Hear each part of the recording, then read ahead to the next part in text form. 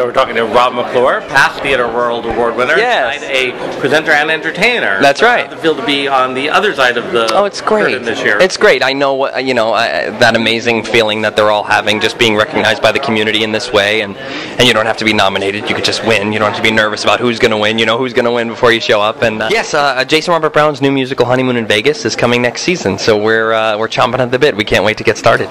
That title and my name would go together, but it's just so exciting, and it's the most incredible opportunity for this to come of me doing Violet on Broadway. But I'd like to originate another role, because that's such an incredible thing to do, because you get to put your own spin on the character. I wish I had understood the business when I was working on Broadway, because I'm presenting an award to Nick Cordero. It's a nice welcome into the community, and especially when you look at the previous recipients, the list is humbling. So I can't imagine a better way to sort of meet everybody, to be honest. And it's a real thrill. It's an honor. I'm presenting it to Bryan Cranston. We have a few scenes together, and I look forward to them every night, because it's just a wonderful time on stage. Any chance you get a chance to do something, do it. And keep doing it as well as John McClure. Absolutely, because you learn something even with the mistakes. I felt like I had an interesting take on it. Lenny is essentially just a really big guy who doesn't know his own strength. I love doing it, but I do feel somewhat battered. There's a fight in the show, and he's quite an animal, so there's some shouting. So my voice and my back and my neck are definitely. By the time a Sunday night comes, whiskey is very helpful. We get to present our leading man in Les Mis, Ramin Karimloo, with his Theatre World Award for tonight. And I'm so excited about it. Is the brother that we all lean on, and he leans on us as well to tell the story. And it's one of the most humbling experiences every night. And you get to play with all of these different people and tell the same story in just a slightly different way every night. It's fantastic. It's a dream come true.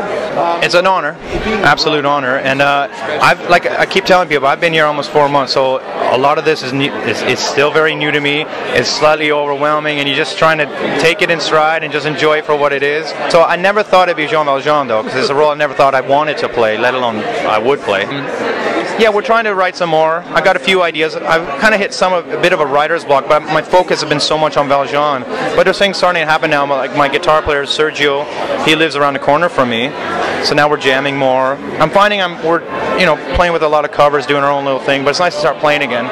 There's no better gift than celebrating people that you love, and I'm here to do that for Celia, who's getting the Dorothy Loudon Award, and I'm honored to be presenting it to her. So trust the process, and don't fight it. I love Sam Shepard. Yeah, it's a sort of a different oeuvre than what I've done, but I would be more than open to it, certainly. My best friend has received one, Ben Daniels, a few years ago when he did Liaison Dangerous. Before I even got one, he said, "Oh, I hope you get one of these awards, they're really good." So yes, I'm going to come back. I won't tell you what's happening, but I'm coming back.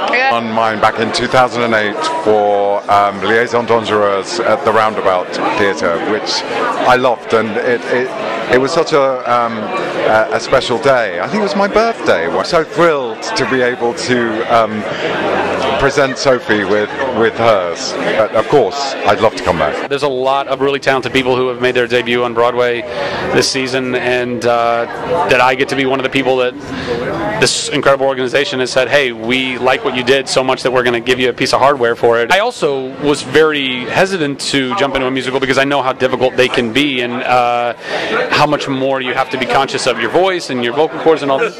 And if I can keep coming back and doing more Broadway shows and surprising everyone, then that would be lovely. It's like, you work and work and work, and then finally you hit on something that resonates with people, and they sit up and take notice. So it's nice that people have noticed. The audiences that laugh a little less leap to their feet at the very end. And the audiences that laugh the hardest throughout the show are a little slower getting up, maybe because they're sore from laughing so hard.